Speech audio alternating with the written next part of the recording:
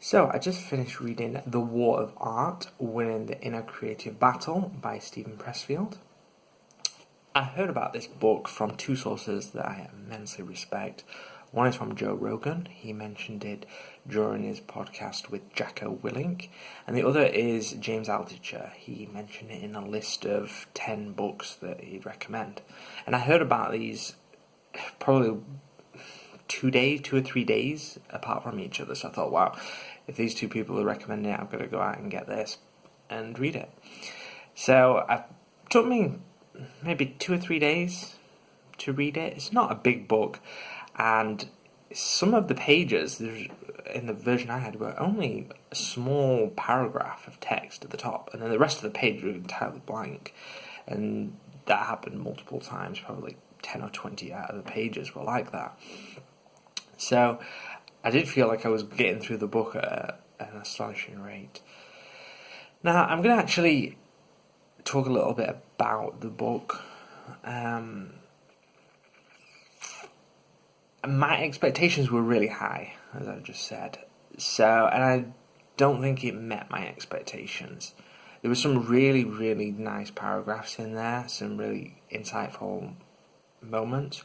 But for the majority, maybe 50% of the book seemed a little bit waffly to me.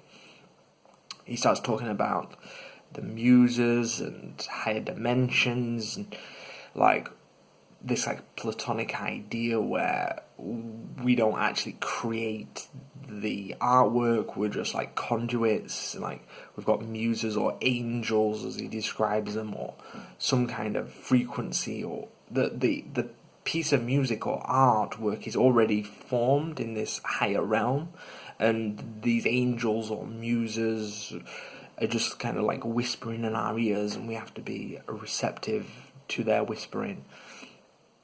And yeah, that kind of just lost me a little bit. And plus, it kind of tried to make it appeal to everyone. It was like, well, if you believe in God, then believe it is God. Or if you want to just think about it as music just because it's helpful, think about it like that. If you want to think about it as like a frequency. So it's trying to cater it to everybody. So no matter what a person's philosophic background or worldview or mindset, that's kind of taken care of, and that seemed a little bit like casting the net a little too broad for my liking.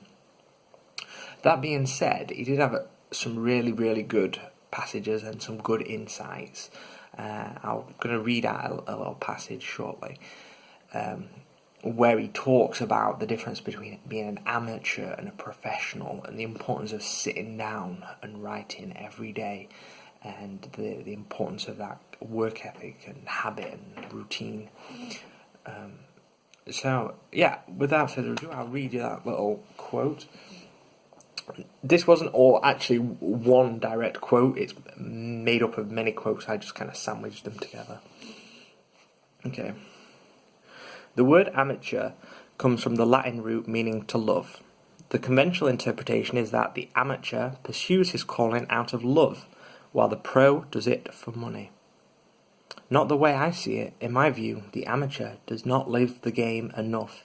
If he did, he would not pursue it as a sideline, distinct from his real vocation. The amateur has not mastered the technique of his art, nor does he expose himself to judgment in the real world. If we show our poem to our friend, and our friend says, "It's wonderful, I love it," that's not real-world feedback. That's our friend being nice to us.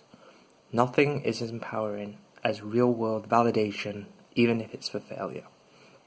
And that paragraph kind of hit home for me, because what drew me to the book, aside from these two people I respect a lot, endorsing it so highly, was I struggle with a creative block, the resistance that he calls it. He kind of personifies it as something to be overcome, and that we as people are trying to self-sabotage ourselves at every opportunity. We'll come up with any excuse, anything whispered in the back of your mind, in your ear, to just take a break, check emails, do something else, engage in some kind of fun activity to distract ourselves.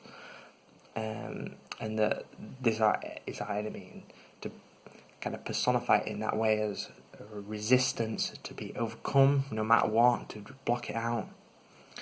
Really good. So that being said, probably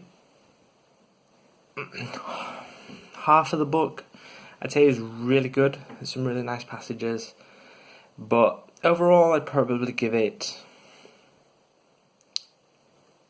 a 6 or 7 out of 10. So that's my review of The War of Art. Hope you enjoyed it.